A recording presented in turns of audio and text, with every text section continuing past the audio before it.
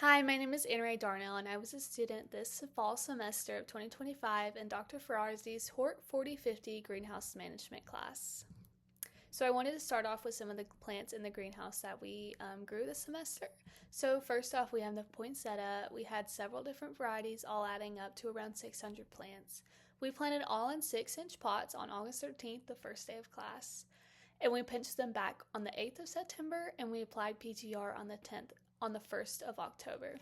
And I just wanted to include some pictures of the key growing process straight from middle of September all the way until the day before we sold at the plant sale, which going from that beautiful green to that really beautiful array of color is really one of the best parts of the process. So next up we had the Delosperma, the ice plant. We had two different varieties, the orange glow and the violet flare. We had Leucanthemum, the variety Carpet Angel Daisy. We had Coreopsis, variety Moonbeam. Sedum, Lime Twist and Lime Zinger. Verbena, we had the variety Homestead Purple. Ajuga, Black Scallop. The Gerbera daisies were very beautiful. I don't have the specific variety, but these bloomed all throughout the semester in these very beautiful different colors. Gazonia, these were planted in 4-inch pots, and they all bloomed throughout the semester on the same bench as the daisies. Dianthus, we had Pink Kisses Carnation, and these were in 4-inch pots as well.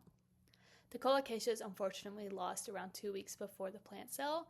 We had Aloha, Kona Coffee, Maui Gold, White, and they were very beautiful leading up to this, but unfortunately the mites took them over really bad. We did trim them back, but unfortunately the mites won. So Zinnia, these also got too leggy. They were in 4-inch pots, and they dried out a lot throughout the hot days of September. And we ended up just giving them away for free at the plant sale. But after trimming them back a few times, we did get a few very beautiful bouquets out of them, which was a plus. But these were definitely a good learning experience. The Veronicas, we had the Georgia Blue. The Hostas, we had the Drinking Gourd, Barbara Ann, and Great Expectations. And Heuchera, we had the Paprika, Watermelon, Midnight Rose, Caramel.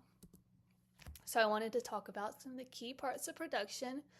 Here I have a picture from James's greenhouse that we toured in September, and this was a really cool opportunity to get to see some perennial propagation greenhouse operate, and getting to tour it and learn about it was a really cool part of this class. So for fertilizer, this is our stock tank right here in the picture. For the poinsettias, we used a 4-gallon stock solution of FED for fertilization to inject at a 1:50 ratio. For every other plant, we prepared a 4-gallon stock solution of FEED for fertilization to inject at a 1:100 at 150 ppm nitrogen. So for our measurements, every week on Monday, we measured the plant size, which was the height and the width from north to south and east to west of 4 plants per species on our assigned bench of the week. On Wednesday, we measured pH and EC using the pour-through method. So to do that, we ran the irrigation around 20 to 30 minutes before we were going to measure our plants. We poured DI water evenly into our pots and dipped a pH and EC probe into the filtrate to get our pH and EC readings. And all of these measurements were recorded in our data sheet that was shared with all of our classmates. And so for pest management, this was a learning curve for the class. It was a very key part of the class because the greenhouse was sprayed several times throughout the semester for key pests. Most of ours were mites or thrips. Mites, like I said, took out the colocaceas just a few weeks before the plant sale, which is just a part of greenhouse. It's trial and error, and this class was a great learning curve for that. The greenhouse was sprayed on several dates. And I have them listed, and I know it was sprayed one more time before the plant sale to ensure that no one was taking any pest home with them from our plants.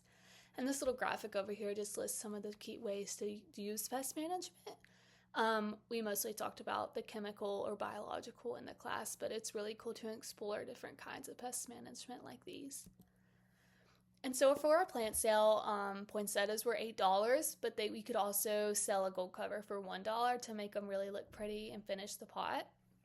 Like I said, we gave the zinnias away for free, and everything else was around $8 to $10, $8, $10 at most. I know the heucheras, no, the hellebores that James Greenhouse donated from our lost crop of colocasia were sold at a higher price because we were selling them for what they would sell them at that time. So yeah, overall, this class was great. There was definitely things that we learned that we would do different or things that we would stay the same, which was a great learning opportunity for me. So I hope you enjoyed. Thank you.